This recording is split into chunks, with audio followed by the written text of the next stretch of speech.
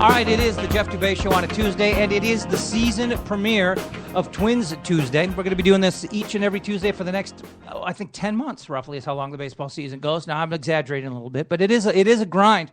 There's no doubt about it. Take it from somebody you spent day after day washing the dirtiest of jocks down by the river. You bang them on rocks. You scrub them on the washboard. This is back in the 90s, so we didn't have the big fancy automated washing machines and everything that they've got today. But the baseball season is a grind, and it is upon us with spring training. So this is going to be the season premiere. There's going to be a time, I believe, when this show becomes sponsored. We're going to be out on the road. We're going to be out on location at some places. We'll keep you up to date as those things develop. But my co-hosts for the season, Brandon Warne. Brandon, I met Brandon when I was working at 1500 ESPN. You were also working at 1500 ESPN at the time, covering the Twins. Now you're blogging and doing all kinds of stuff. Go ahead and give your credentials and plug away. Oh, man, yeah, North Shortage. Cold Omaha with 105 The Ticket. And at Brandon Warne on Twitter, underscore in the middle.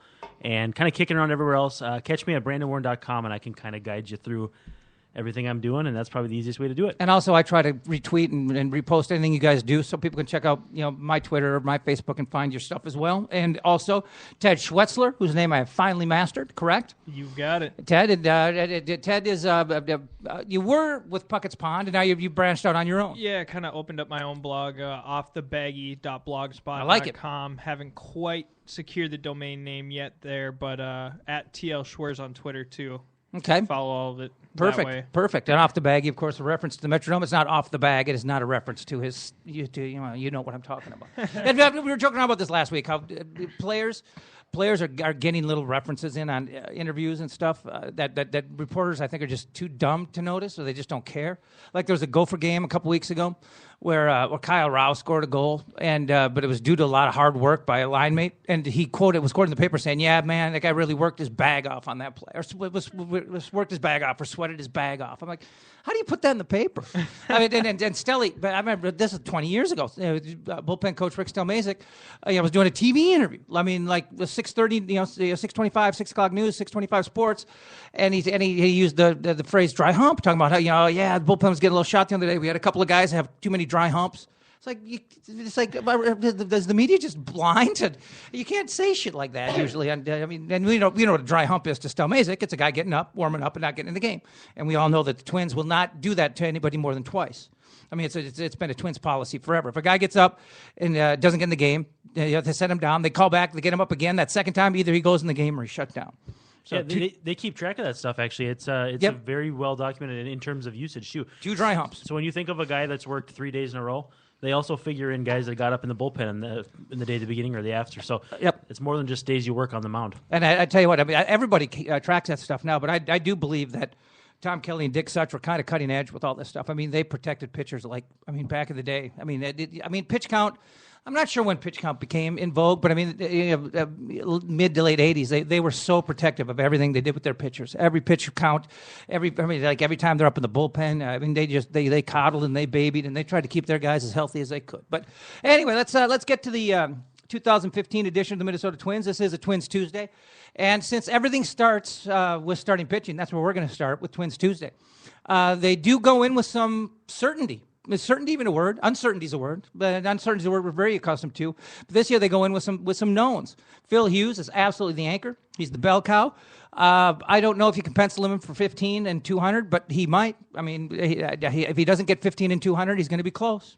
Yeah, you're going to have Santana behind him, too. That's going to be just as good as a compliment. And to have 2 guys at the top like that's basically the best they've had since Santana Liriano. Now, they're not the same guys as Santana and Liriano. Those guys are absolutely fantastic in terms of strikeouts and all that. Electric. But to have a top rotation with 2 pillars to get you going and to be the stoppers in case you get a 3-4 game losing streak, that's progress. And Hughes went today, as a matter of fact, against Baltimore. Yeah, and what, he lost 4 innings plus? Yeah, I think he went 4, and he was gave up one big fly. I saw the big fly. Yeah, that was actually his only hit. Really? Through, I think, 3 or 4. He was actually scheduled to go back out in the 5th, but the Twins hung, I think, 4 or 5. That was Escobar's grand slam inning. Yeah.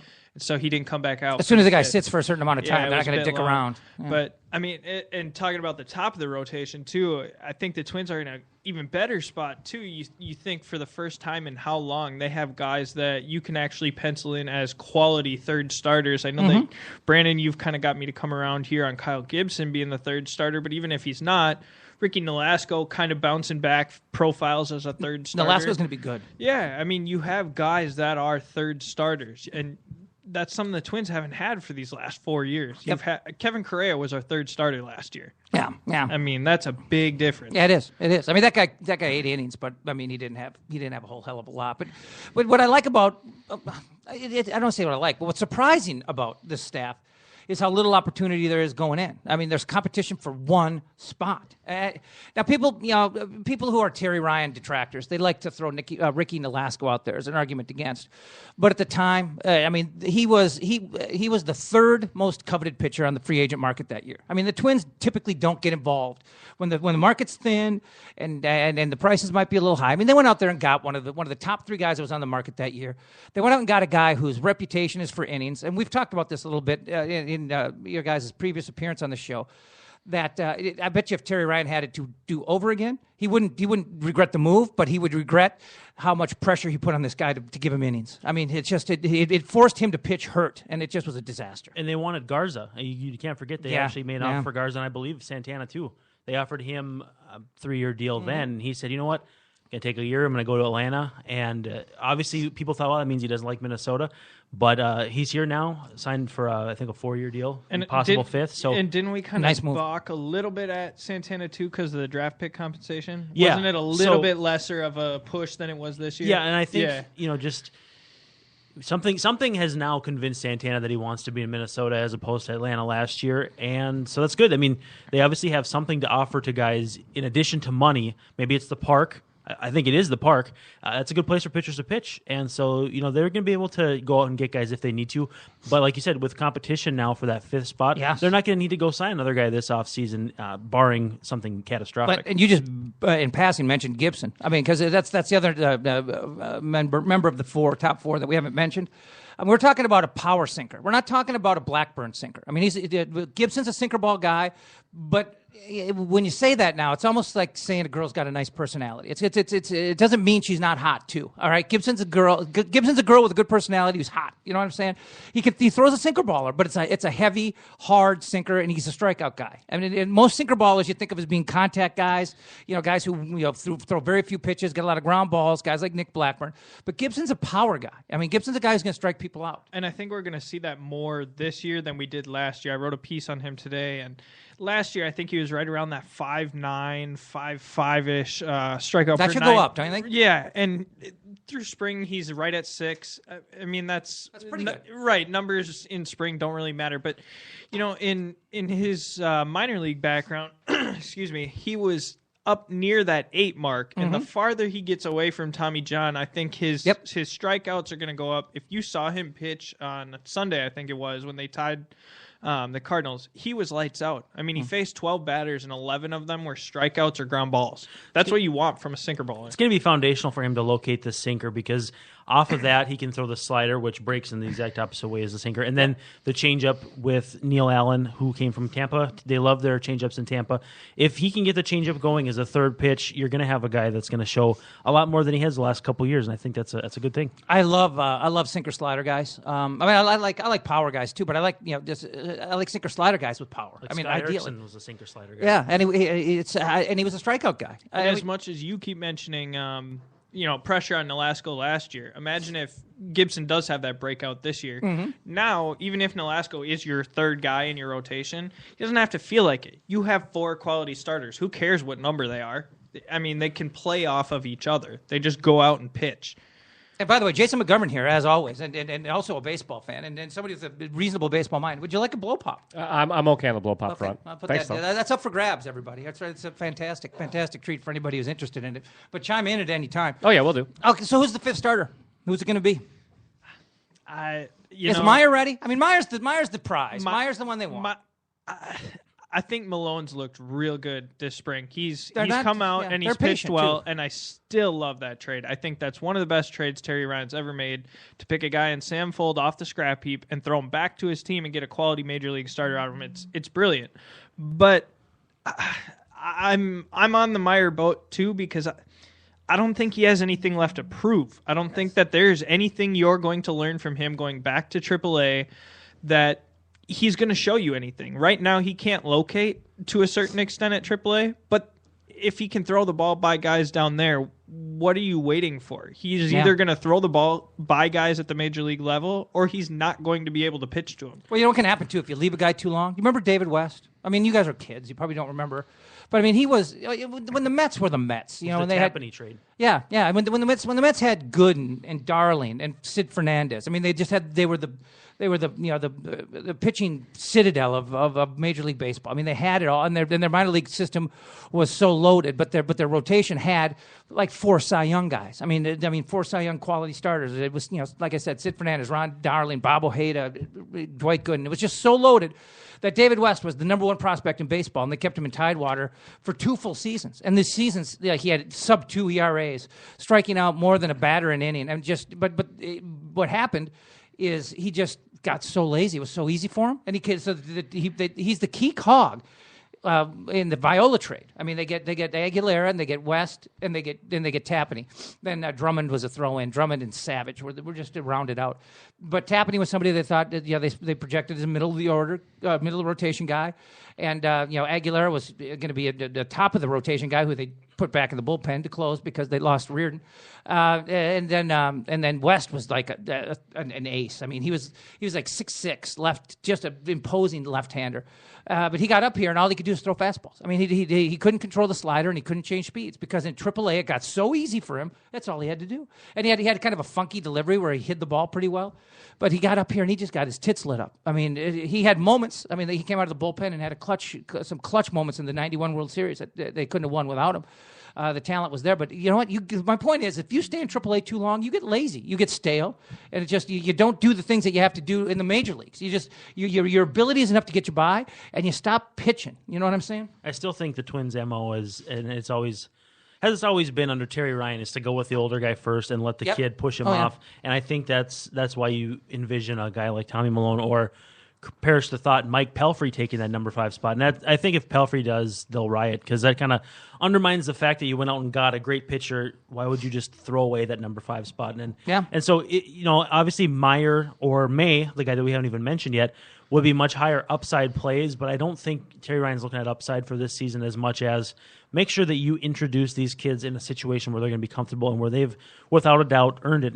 I watched Meyer's last 4 or 5 starts at Rochester last year. He came unraveled pretty fast. He started out real quick, had a good head of steam, and it was kind of himself stretched out over a season. He usually doesn't go over 5-6 innings. He's very rarely going into the 7th inning. And so this was kind of like the 7th inning of the season, and he just kind of came unglued, couldn't do anything in late July, and the season ends actually in late August. Late August, he had nothing left. So hopefully they manage him a little better. If they need to skip him a little bit here or there and have him ready to go for the big leagues. I think he's going to be up at some point in the next 2-3 months, if not right out of the gate. So you guys are of like mind. Do you think Malone might be that 5th guy? I'm afraid so. Yeah. Well, not because I want it to be, but because you follow this team and you're around this team so much. They don't break character that much now. They have in some respects with free agent signings the last couple of years, but you don't get the sense that they're going to just throw this curveball at you and put Trevor May in the rotation or Alex Meyer, even though I think that's what everybody wants to see. Do you get the impression that they care whether or not? I mean, I personally, for a starting rotation, I don't think it matters one bit. But do you think they care at all that Malone would be the one guy that they could, the only lefty they'd have out there? They have all righties right now in the starting rotation, right? And I think that'll be something they'll say publicly. I don't think they give 2 craps one way or the other, but it might be something they'd say. You always want to say something, a soundbite to the fans to make it a little more digestible, even if it doesn't reel or doesn't make any difference. Yep. Left-handed pitchers are more likely to get beat up a little bit in target field because of the dimensions. Right field is a tougher spot to hit the ball out of the ballpark. So righties are neutralized a little bit against left-handed hitters. You see that with Phil Hughes. So I don't know that they're all that worried about it internally, but externally they'll say something to kind of put a spin on it. So, we really wanted to get a lefty in the rotation, and then when they move Malone to long relief in June, that'll be a forgotten storyline. Yep. And I think that, too, the schedule, the way that the schedule plays out, if you look at the Twins' schedule, a lot of April is AL Central teams. I mean, we open in Detroit, we go to Chicago, bring Kansas City here, and have a lot of that competition, coming to and playing against right away at the beginning of the season. So if you go with Malone out of the gate and you surprise. The Twins are projected, I think, most places have them between 69 and 71 wins, right? I think that's low. I think 77 to 80 is probably fair. With things breaking right, they could probably be right around 500, a little bit above. If you come out at the beginning of the season and really run with it at the beginning of the season, you start to see either, probably not Nolasco, but if Malone starts to struggle, I think you see that leash get shorter and he's pushed into that long relief role a bit quicker, depending on how your Trevor May and how your Alex Meyer look in Rochester as well. There's one thing that Tommy Malone doesn't have that all the other candidates have, and that's his stuff playing up in a shorter relief role, whereas Alex Meyer would be a fantastic short burst reliever. Trevor May, fantastic short burst reliever. I still believe in Mike Pelfrey as a short burst reliever when you see a guy that throws 95, 96 for short bursts, and you give him that splitter and you say, throw those 2 pitches and go to work. Malone, you just don't see that. He's not even Brian Dunsing when it comes to that kind of thing. So it's slow. Yeah, I mean he's the kind of guy that's just he gets by because he can do the same thing multiple times and come at you with the same look, and he's consistent. He's not a high ceiling talent, and so I don't think there's really much benefit to putting him in the long relief role when you've got guys in place that can already do that. Yeah, and the Twins have always been a franchise. They all do. I mean, they all do. But all franchises want somebody who you can dial up for a strikeout. I mean, it's you get into a seventh, eighth inning situation. You got a guy on base, you get a guy in second with nobody outs, you get a guy in third with less than 2 outs. Everybody wants to have a firearm in the bullpen that you can call up. You want that strikeout guy. Especially in today's game, the average American League reliever last year struck out 8.5 per 9. So that is literally a batter an inning. And there are guys who are legitimately 3 to 4 miles. They can hump it 3 to 4 miles an hour harder if they're coming out of the pen. Yep. I mean, they really that's can. Average, I think. That's what Dunsing and Perkins both did. Yeah. I think it's interesting or tough, too, to project where these guys go if they aren't in the rotation, too, because, you hear Terry Ryan say that he's not going to use Meyer out of the pen. He's not going to use Pelfrey out of the pen. I agree with Brandon. I don't think Malone makes a lot of sense out of the pen. But outside of the 2 kids, they don't really have options. Pelfrey does have an option left, but with his veteran time, he can decline going down and get DFA'd. You're probably not going to send Malone back to Rochester. I mean, he made a huge stink when the A's sent him back to AAA last year. It's by default almost that May and Meyer fit. All right, final point on the starting rotation. We'll get into break and start talking about some other things, including the new manager and Paul Molitor. They talked about 1,000 innings from the rotation when spring training opened. It's a lofty goal. Is it possible? Do we see it? It doesn't necessarily mean 5 guys go 200 each. That'd be pretty unique. That you could look at the bottom of the rotation, and I think it's realistic to think that the top 3 guys could be 200 inning guys. The top 3 guys are guys who should be workhorses. I think Hughes and Nolasco. I think Gibson. I think those could Santana. I think they'll actually all could be 200 inning guys. Gibson would be stretching it out a little bit. That'd be uncharted territory for Gibson a little bit, if I'm not mistaken. What did he do last year? For Gibson? Yeah, innings-wise, roughly. I want to say he was like 170 maybe. Yeah, that's so right. that'd be stretching him out a little bit. But Santana and Nolasco, Hughes, those are 200-inning guys. They've all done it at one time or another in their career. And I'm not saying you can write it down in ink, but they got a shot. But then you start just in the 4 and 5 spot. I mean, it might be 100 innings from Malone and 70 innings from Meyer. And you chip it together. I mean, they might come close to 1,000 innings from the starting pitching this year. They have a chance. Yeah, that's an average of 1 out into the 7th on a nightly basis. It's a little lofty. Yeah, it's lofty, but at the same time, what you need to not do, which they've done the last 3 years, is 500 innings from your bullpen. You just can't do that. No. I think how many innings did they get from starting pitchers last year? Like 600? Yeah, it wasn't. I mean, it was awful. They've been over 500. Yeah, it wasn't close. For relievers, so I don't know what that comes out to opposite. I think that's like 10 outs from your bullpen every night, though. So probably like 5 2/3 from your rotation. So you're still about 4 outs shy per night of doing the 1,000. Deep bullpen this year, though, don't you think? It's better. I don't think it's very good, but it's better. Really? I don't think it's very good. I've grown a lot more sour on that Soffer signing the more I've seen him throw in spring training. Yeah, they were counting on him. Yep. I mean, that was your Anthony Swarzak replacement. Yeah. And he's better than Swarzak, I'll say that. For sure, but he's looked awful. If he's right, he's better than Swarzak. All right, well, hey, we're going to take a break, come back. We'll talk about that bullpen. We'll get into some position battles and talk about some of the young kids that are going to make an impact as the season goes on. Might not be there when the season starts, but you will see them at some point. This is a Twins Tuesday. Hi, everybody. This is Alyssa. And this is Liz. And we're with the Focus Radio, where our focus is to bring you resources to grow your business and double your income. Join us on Mondays from 3 to 4 p.m. Central Time. TheFocusRadio.com. I do want to do due diligence to the NCHC Frozen Face-Off, not just because they are a client of ours, but it is a fantastic event. And it is going to be at the Target Center. It's March 20th to 21st, and they've got some fantastic deals right now. Full session ticket packages for all 4 games start as low as $60, and they will have single game tickets going on sale February 23rd. You can call 1-888-9-AXS-TIX, AXS-TIX, or go to TargetCenter.com. Go to the Target Center box office. It's going to be a great event. They've also got this fan fest going on. They're going to have live bands. They're going to shut down part of First Ave there and have bands on the street. We're going to be podcasting live as part of the event. And if you are coming from out of town, which, obviously, the University of Minnesota is no longer in it, so most of the fans who come here are going to be traveling, whether it's from Grand Forks, St. Cloud, Duluth, Miami, of Ohio, Denver University, whatever, you're going to want a hotel room. And obviously, there's a wealth of hotel rooms in downtown Minneapolis. As great as a venue as the X was for these events, downtown Minneapolis has got so much more going on, so many more hotel rooms. And if you go to my Twitter account or my Facebook account, you will find a post or a tweet that shows the NCHC Frozen Face-Off coming March 20th, 21st, and where you can go to book discounted hotel rooms, because the NCHC got together with the Chamber of Commerce and the hotels and put together some packages where folks can get a break on hotel rooms. Just tell them you're coming for the NCHC Frozen Face-Off. But you'll see the link on my Twitter account and my Facebook account. Just click on it, and they'll lead you right to discounted hotels, which should be a fantastic, fantastic event.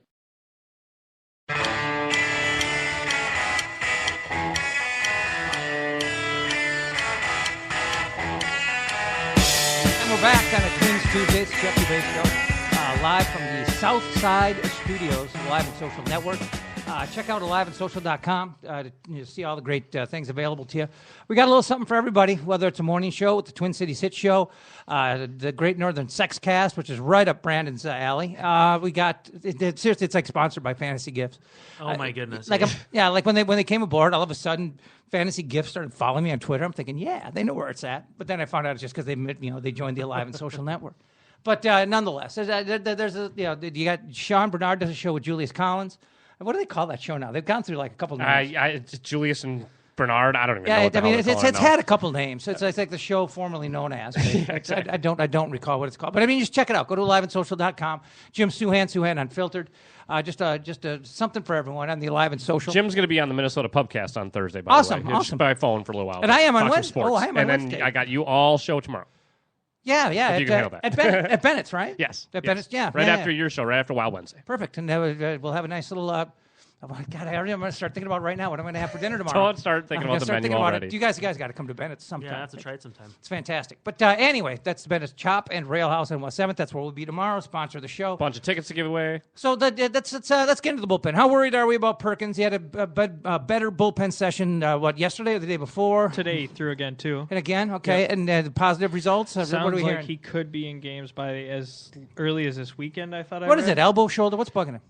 Wasn't it his ribs? Ribs? If it's a flare-up from last year, it was just nerve irritation in his forearm. I don't know if it's something I think different. this one is different. It's something to do with his rib cage area. I don't know if it's his I have ribs, nerve irritation in my forearm, but that's a completely different situation. A little overuse, if you know what I'm saying. But so we're not terribly concerned? Not yet. If you get into late March, and we're getting close to late March, quite frankly, it's going to be the 20th here soon. That's when you start rounding into sending guys to the minor leagues. They've sent a few guys back. That's when you need to start looking into, is Casey Fien going to need to pitch the ninth for you? Or are you going to need to start slotting guys a little later in games? And your bullpen isn't as deep with late inning arms after letting Jared Burton go and after letting Anthony Swarzak, who, I didn't think he was anything special, but they trusted him. Mm-hmm. And, you start letting those guys go. And he's versatile. Yeah, your bullpen starts looking like a bunch of new faces that you got to find roles for. So with Perkins in flux right now, that does make it a little difficult to know what the pen's going to look like. It makes me wonder how that fifth starter race would be changed too, because I got to believe if they had doubts in Perkins, they'd want people back there that are veteran presences that they believe in a little bit. And I think that would take Pelfrey right out of the race for the fifth starter. I think Pelfrey would be an immediate candidate for back into the bullpen. He's going to be a good reliever if they make that happen. I believe that steadfastly, but there's just no indication that they agree yet. And it's odd, don't you think? Because I think it was Molitor or Terry Ryan the other day Mike Berardino had a quote from one of them about Stauffer struggling out of the gate and that he's normally slow, to start spring training. And, well, this kind of takes him out of the fifth starter spot. I think we are all operating under the belief that he was never in it anyways. But that's kind of how I thought about Pelfrey, and the fact that they've now gone on record saying, okay, Stauffer's now a bullpen arm, and they haven't done that with Pelfrey yet. What is he? Yeah, it makes you wonder if they wouldn't mind unloading him in a trade, and they want to keep him as a starter and lengthened out as guys start falling. And when you see the Mets now with Zach Wheeler going down, needing Tommy John surgery, every time an arm opening comes up, and there's teams that have prospects but don't want to go to the kids quite yet. Yeah, you need that fill in, that patch job, and that's Mike Pelfrey signed to a 1 year deal.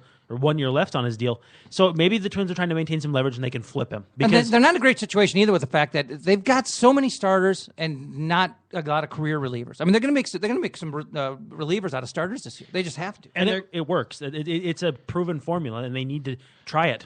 Yeah, for sure. And they're trying to slot probably 10 to 13 guys, some of which haven't really had a ton of major league experience, into 7 bullpen slots too. I mean, there isn't a lot of veteran presence in the bullpen either. Outside, I think your only locks in the bullpen at this point are Fiend, Dunsing, and Perkins. As far as, there's other people that are likely in the bullpen, but those are your veteran bullpen relievers. Outside of that, you can throw in and rotate guys left and right. The guys on the periphery of the bullpen are way more interesting than the guys locked in, though. When Definitely. You look at, like I said, like I kind of went back to, was the average AL reliever last year.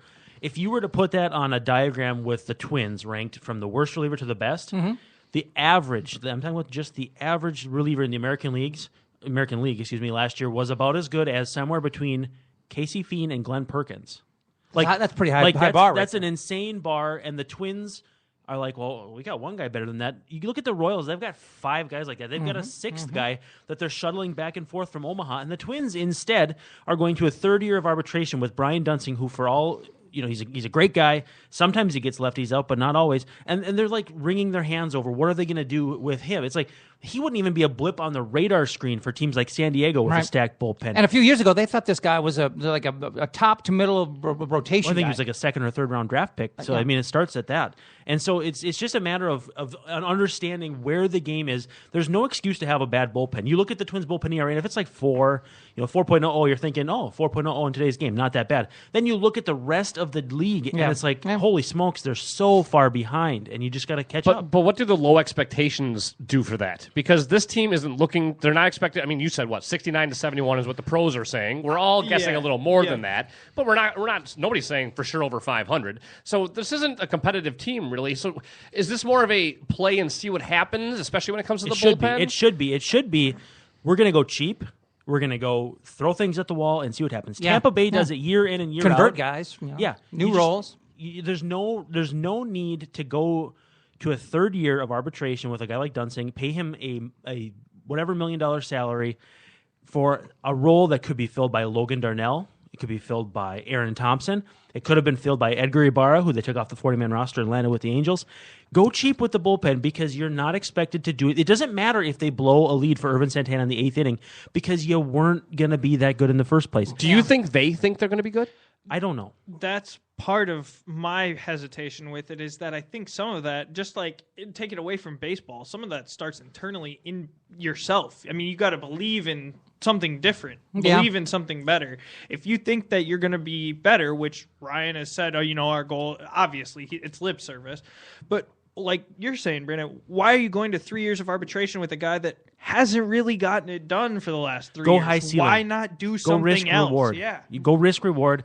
Be edgy. Be innovative, and they haven't done that. Well, they need to do that. Here's what the Twins have always done with bullpen, and that's they patch it together with spare parts. And they you got to get yourself a good closer, and you got to get yourself a really good 8th inning guy. That 8th inning guy can be right or left; it doesn't matter. If he can throw a little heat, they'll go either way on that. But those are the only spots: the 8th inning guy and the 9th inning guy that they really invest in, that they really go out and target guys. But what they do beyond that is they try to do it with matchups. Gardy did it with matchups.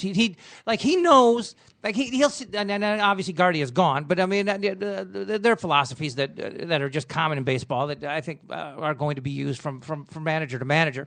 Like you look at an opposing lineup, and you'll see a couple of outs that you can get in the 6th inning or 7th inning, like with a Ron Renicky. I mean, or whatever the hell his name was. Josh Renicky, whatever. I mean, Ron was his dad, wasn't he? But Uncle, I think. Whatever. Yeah. But I mean, but the point is, like like Gardy would see, like, you know what, if we get to the number 7 and 8 guy in the 6th inning, I got Renicky, and he can get these two guys out. And then at the end of the year, a guy like Renicky has an ERA of like 3.38, and people are like, And wow. they still cut him. Yeah, but I mean, the point is, the Twins aren't stupid. They know he's not that good. They just know that we picked out a guy or two that he can get out, and that's how you kind of piece it together. When you don't have.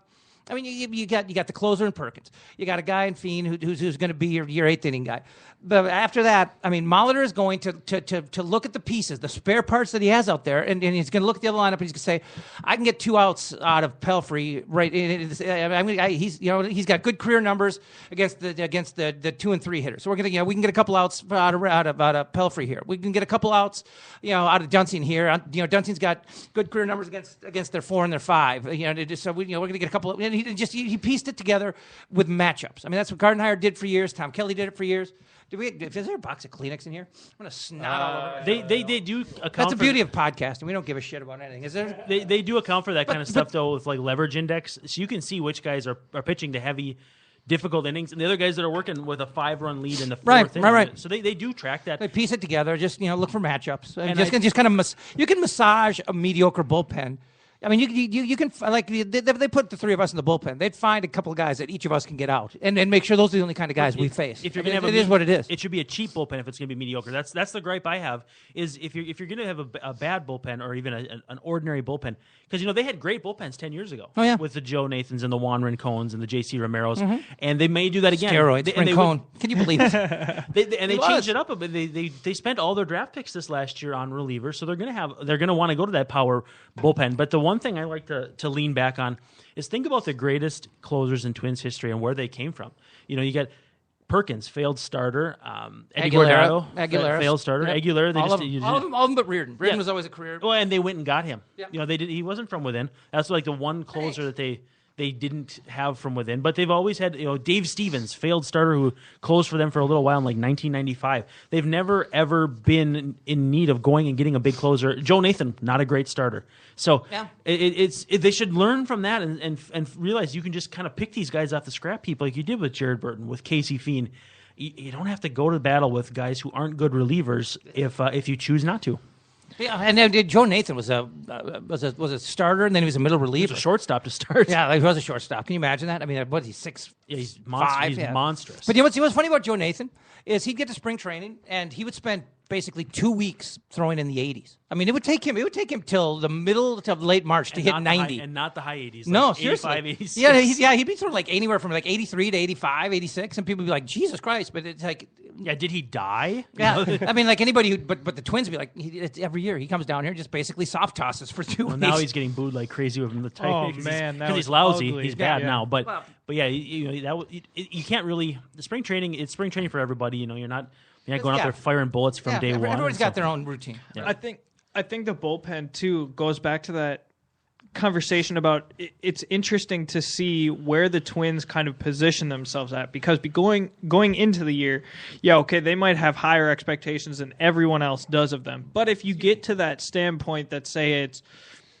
June, July-ish, and you're in it, do you need to go get a Kendrys Morales like you did last year? Probably not, because you have those guys on the farm. So what does that do for the outlook that the Twins have of those farm guys? Do we say the Twins are at 500 and second or third in the division at the All-Star break? Do you end up seeing Miguel Sano sooner, Byron Buxton sooner, Jake Reed, Nick Birdie? All of those guys are potential upgrades to what you have at the major league level. And so then do you rush their timeline because it makes sense? Do you push them up because they've earned it. It's interesting to see what way you go with that. The other wrinkle there is, are you 500 because Trevor Plouffe is playing good, and then you can't shove him aside for Miguel Sosa. So there's always that other wrinkle of, did Aaron Hicks emerge into a decent I was just player? going to, but Aaron Hicks is going to be a topic of the show before we're done too. Yeah, and we'll get to some positions. There's always there's going to be an interesting ebb and flow. The narratives of how they control this season are going to be extremely interesting. Way more than the last few years, without a doubt. Well, let's make a lane change into some of these position players and some of these younger guys. I mean, I was channel surfing earlier today, caught a couple highlights. Twins Orioles, little diving catch by Aaron Hicks in left center. Not as dramatic as it maybe he made it look, but nonetheless, I mean, he's a guy who can cover ground, and he's not. Is he what do they have him as a throwing arm? He's not a plus. He's certainly not a plus. What do they have him at? No, I would say he's a plus. Yeah, he's a plus. He's strong. Because he had that play at Yankee Stadium where he picked the ball up off the warning track and threw to third on the fly and got somebody. He's no plus. No, he's not like a Vladimir Guerrero, but he threw 90 some off the mound. Okay. Yeah, his There arm's strong. was talk of moving him to pitcher if this thing just blew up. That was Strange. a few years ago, but. He's got a good arm, and what do we think? What do you think? I mean, obviously he's a space saver. I mean, he's holding it down. He's going to be in right field, and that's why I think they moved Arcia to left, in addition to accommodate Hunter to play right, because the veterans they take care of their veterans, and Troy Hunter doesn't play left field. Just ask him. So I think also though Hicks in right field just makes the most sense from a developmental thing, because he can cover the ground and he has the arm. You neutralize Arcia's arm by moving him to left, but he needs a map out there. I mean, he's not a good defensive. You'd prefer to have him DH. He got hit in the head by a foul ball in Tampa 2 years ago. Do you remember that? Yeah, I mean, it's just like in the bullpen. I mean, he's chasing it down, and I know he was looking at the wall. He's looking at the bullpen. He's kind of running out of space. But no, in the major leagues, you don't get hit in the head. he went Jose Canseco on him. It was pretty embarrassing. At least it wasn't for a home run. Yeah, I was listening to a different radio station on the way down here today, and he was talking about how Hicks in right doesn't make sense because right field is where you go to hit. You don't look for a right fielder that just stands there and has a strong arm and plays defense. Well, you got to have a guy who can throw. People go first to third on you all day. You got to have a guy. And I think that makes more sense having Hicks there when Hunter's done or moves or whatever, because Hicks has the arm. And I think the disagreement and the misconception that everyone has that wants to give up on Hicks, it's not fair to necessarily give up on him until this year. Make him give you that reason, because you have to remember he never played above the AAA level prior to last year. That demotion made him play at that AAA level consistently from AA, and he showed again that he can hit at the AA level and the AAA level. This is the first time he's made it to the major leagues in succession. So let him prove you right again, and then say, okay, it's a failed experiment. I like to see toolsy guys at AAA because that's your quad A pitchers that can spin a curveball with on a 2-1 count. They're not gonna give you a cookie cutter fastball like you might see from a top 100 prospect at AA. So I think some guys that are toolsy and maybe aren't your super elite prospects, and that's where Hicks was 2 years ago. Now he's obviously seen some of the shine wear off. The AAA is a good spot for him to go and basically part of his evolution. I think you can't typecast what you need your right fielder to look like, because you got the body, you got to do something with it. And Hicks isn't out of options until next year, so you can send him back to AAA if you need to.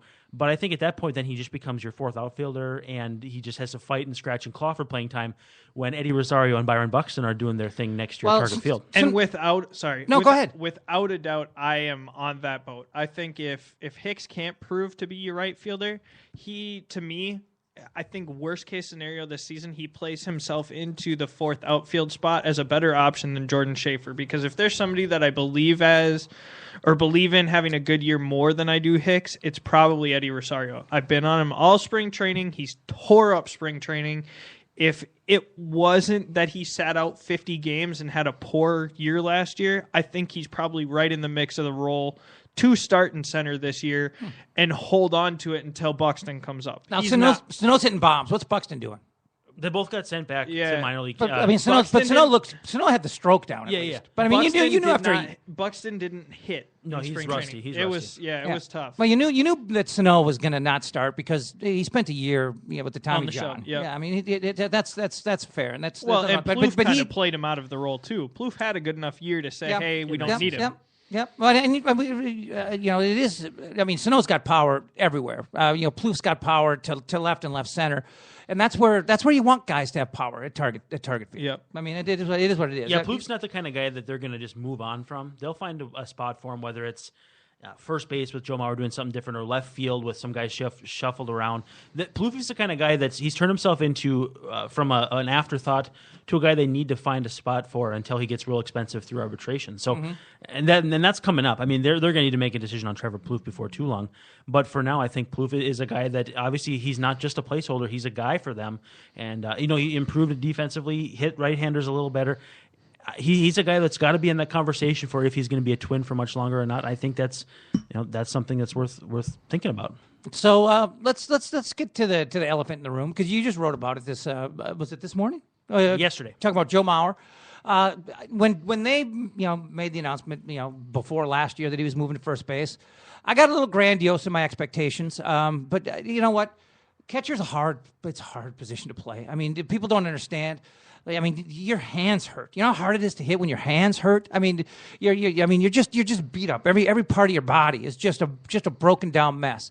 And to expect offensive production from that position it's asking a lot. It is. And we could take all the cheap shots we want about his durability or lack of durability, whatever. But playing first base, I would expect him to be in the lineup for 150 games if the Twins are competitive. I mean, he's not above having a hangnail when the team's 25 games out in August. I mean, we've seen that. We get it. But if the team's competitive and he's engaged, from first base, he should be able to play 150 games. I mean, he should. And if he plays 150 games, I don't think it's unrealistic to see this guy hit 320 and 15 to 20 bombs. I mean, he could be like a Mark Grace in his prime, kind of a first baseman. John Olerud for me. John Olerud, same thing. He's same great, thing. Good defensive first baseman. Good opposite field power. For me, the biggest thing... He can even bulk up a little and start driving the ball. Yeah, especially in the trunk, the lower half of the body. And the thing that we don't know is to what extent he was inhibited by the concussion last year at the beginning of the season, because he was so bad, just awful in the first half. And he had that oblique. He hit a double against, I think it was like the Tigers at Target Field, pulled up to second, had to come out of the game, had the oblique sat out for like 40 games, came back like 5 weeks later, and then he was Joe Mauer again. It was like, what flipped the switch from July 2nd to August 11th that made him Joe Mauer again? And I wonder if it was... He was still feeling a little bit something, but he felt like he already has that perception of being soft. He needed to go out. Yeah. He needed to play. And I think the thing about concussions, too, is you never really know how healthy you are until you prove it. And so it was just, you went out, see what you could do. And I think those 40 days off, it was good for his mental, he didn't play baseball for a long period of time in the middle of the season. Like, guys don't usually do that by design. I think he just, whatever healing he had left to do, he was able to do. And by that point, it was just boom, hit the ground running as regular Joe Mauer. Obviously, he only slugged about 405 or 410, but he hit like 290, hit 300, had like a 400 on base, and did Joe Mauer things. And if he can do even just that with good first base defense, it's not $23 million, but they didn't sign him to play first base either. He'll be what he needs to be. I'm going to jump in on that segue. And first off, you need to read Brandon's piece if you did not read it. For that reason. Oh, come on. For that reason alone, because I think that's the biggest thing that gets people upset about Joe Mauer is his contract. And contracts are relevant in baseball in comparison to other people that play your position. And sometimes that gets taken out of context. Here, Joe Mauer was signed as a catcher. He got moved to first base last year. And earlier than expected. Yes, and last year when you were looking at his numbers in that piece, you pointed out that he was still one of the medium first, or he was an average first baseman in the majors, and he was having a horrible year. So even if he has a Joe Mauer-like year, and like you said in reply to the piece, Jeff, that first base is not a difficult position to play. Let's be honest. Kenny Fargas plays first base. Right. He can conceivably Paul Sorrento played first base. He can conceivably be one of the best first basemen in the majors. He's not going to hit home runs like most of the other first basemen in the majors, but most of them aren't going to hit for the average or the on-base percentage that he does. And you know what? If he was still in the Metrodome, he could hit for power if he wanted to. Without a doubt. I don't think it's... Target field's not conducive to Joe Mauer. The biggest thing to keep track of, and it's hard to do on the large scale, is that offense is so down in the game that Joe Mauer's basically identical season to 2011 when he had that bilateral leg weakness and the pneumonia and everything. That's the worst ever. They should have made something up. I know. Well, I think they did. Yeah, I think they did. That year, he basically hit the same as he did this last year. But because the run environment was so scarce this year, it was actually a much better season this year. Now, you have to also figure that he's not a catcher anymore. So first base, it's a little bit more higher achievement gap. So he wasn't quite as good to his counterparts. But he wasn't complete garbage. He was basically a league average first baseman. Like you see Eric Hosmer, he was worse than Joe Mauer, and everybody thinks Eric Hosmer's a perfectly fine player. So it's just the expectations with the money make it difficult, and you just have to separate the two because one, you're not paying his contract, and two, there was never a plan for him to move to first base halfway through the contract. Maybe at the end, but not halfway. I feel like this comes up every year, but sorry, so Ted, remember your point, but where do you guys want him to hit in the lineup? That's talked about every single year. That's where I'm going. So I love what Molitor has said early on this spring. I know Brandon's a big fan of him hitting leadoff. Mauer to leadoff, hashtag. I'd love it. And just because of his on-base percent. I think it makes sense for that reason. I get why Molitor wants Santana to hit leadoff, have the speed, fine. Right. But I think if he's going to do the right thing, you have him hit second and Dozier hit third. My question to that is how much do you two feel a bit uneasy about a guy that consistently goes the opposite way hitting in that 2-hole because you are constantly hitting into double plays. Well, you want a guy who hits the other way in the 2-hole. You want somebody who hits behind. You want to be able to hit behind the runner. Yeah, so we can't see. I'm sorry. You're talking about Mauer. I thought I meant Dozier number 2. No. My bad. So we can't have Mauer hitting to left field. He will hit into a lot of double plays. With Danny Santana on first base, you're going to have a lot of double plays. I think you can look at it two different ways because you also have a first baseman holding on a runner, so you want a high on-base guy because then you have a wider gap between first and second. Mauer does two things. He either wraps the ball straight to the second baseman, or he basically does what Tony Gwynn used to do, like the 5.5 hole, but kind of like a tailing line drive over the shortstop's head. Sometimes it runs a gap and he gets a slice. Yeah. And he does that better than anybody in the game. So what I like about Dozier in the 3-hole is power. If you're gonna have like-minded players, you want the most powerful at the end to drive the guys in. It'd be interesting to see how many of those 23 home runs he hit last year were solo shots. Yeah, I think the biggest thing with it is if Santana doesn't do what he did last year, and I don't believe that he will, they're going to have to move him down, and that shakes everything up. It's our last break. Back to wrap it up. It's a Twins Tuesday. Dubay, Warne, Schwerzler, McGovern on the Alive and Social Network. Hi, I'm Terry Daniel, and I've been a voice actor in Minneapolis for over 2 decades now. How often are you getting compliments on your voice? Now is the time to do something about it. If you're interested in getting into voiceovers, please contact me via my website at universalvoicetalent.com. What are you drinking tonight, Jason? The Minnesota Pubcast with Jason and Molly. I'm drinking a Lithbridge Hop Dish. It's Pub Talk from a Minnesotan perspective. I'm always really proud of where I'm from. I'm super proud of Minnesota, and I think Minneapolis is awesome. I think St. Paul is awesome. I think they're a really awesome cultural epicenter. With great local guests. So the other voice you hear in the room today is Jerry Fagerberg from the City Pages. Talk about the official Minnesota Tall Boy, which your piece is on the cover of the City Pages today. It is on the cover, came out today. Talking movies. All right, you saw Boyhood. I need to hear what you thought. Oh, man. Wow. Sports. A guy who was undrafted knew what was coming. And everything else you talk about at the pub. Let's not pretend like we know what we're talking about. Well, what do you think I do every show? The Minnesota Pubcast with Jason McGovern and Molly Burke. Listen at mnpubcast.com or subscribe on iTunes. We want to just find meaning in life. To the bottom, I go back to the top of the slide. Back wrapping up on Twins Tuesday. It's the time of the year. There's a lot of sports going on. We're talking, baseball, spring training. Obviously, it's March Madness. Big weekend downtown Minneapolis. Make sure you're part of it. It's the NCHC Frozen Face-Off.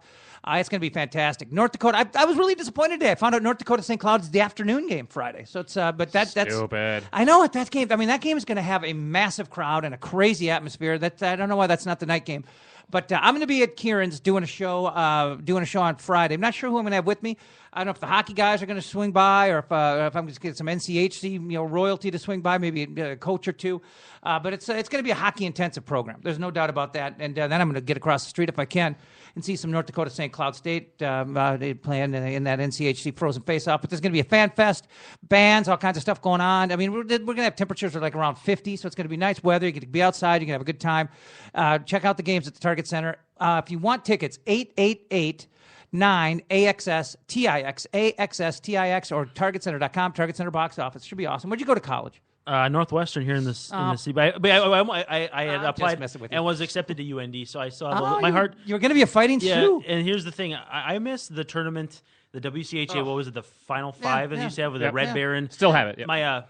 But I mean, it's not the same, obviously. Correct. My stepdad used to get the Red Baron tickets. We'd sit like on the lower corner, and we'd watch like Curtis Glencross come down from Alaska. Yes, Anchorage. I know it. Now he's nice reference. Nice reference. Well, he's not in the Flames anymore. He got traded. He got traded about 2 weeks ago, and so to the Capitals. He scored against us, the son of a bitch. I know. I saw that. we still beat him. So it's like I have a lot of fun memories of watching, the old Gopher teams play and those tournament stuff. So I missed that. I had a lot of fun doing that. So it kind of bums me out to see that the Big Ten has kind of disbanded the WCHA as we knew it. But it's disappointing. I think it's still a fun vibe. Still a good vibe. But I tell you what, that's what I've been saying too for folks who miss that vibe. The closest thing you're going to find is St. Cloud State, North Dakota at the Target Center this weekend. I mean, that's going to be very similar. And I bet you're going to wind up with either North Dakota, Denver, or North Dakota, Miami in that title game. Sorry, Coach Motzko, don't mean to sell you short, but the Sioux just look like they're on a mission right now. But it's going to be a hell of a weekend, hell of a tournament. So make sure you swing by and check us out at Kieran's, guys. We only have about 10 minutes left here.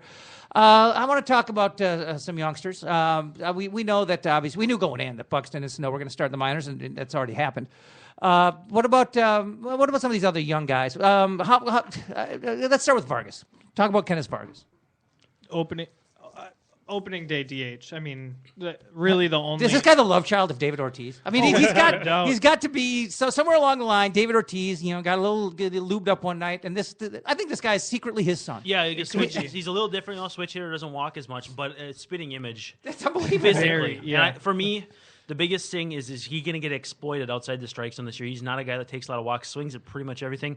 And obviously he can drive the baseball a long way. I don't think we've seen a twin with that kind of power in quite some time. I think more than Morneau power, if you ask me. And you have, like you just said, you have to definitely take his season last year and the way he's hit the ball this spring and kind of have a little bit of a pause because his September was kind of fell off a little bit at the end of the season. I mean, it went downhill quick. I wouldn't be stunned if things start out rocky for him that Josemiel Pinto weasels away some plate appearances at DH. I think so, too. Yeah, because, I mean, and that's not to throw cold water on Vargas completely because there's a lot of excitement around him, and he's a scouting type that I talked about said, you know what, it's the fun thing about him is he's a young guy just learning his swing, and he's coming into his own at a good time. Maybe he will be fantastic. Maybe he will be the next big thing. But when you look at his rates and when you look at how he can be exploited up and how you can kind of work pitches on him sequencing-wise, it's scary. I mean, he doesn't take any walks. He doesn't do a lot of things that David Ortiz did that people might think, he's the next David Ortiz.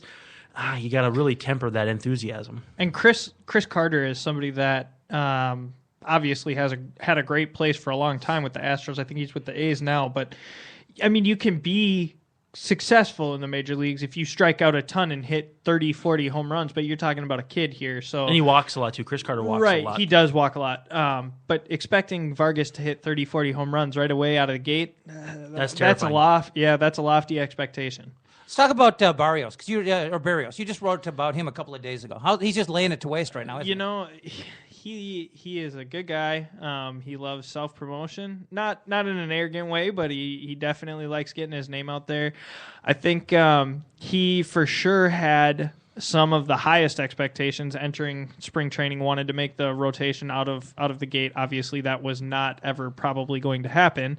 But I think that he's a guy that probably sees very little time at AA, if I would guess some, if any, and then he spends most of the year in AAA. I would not be surprised to see him at Target Field in September.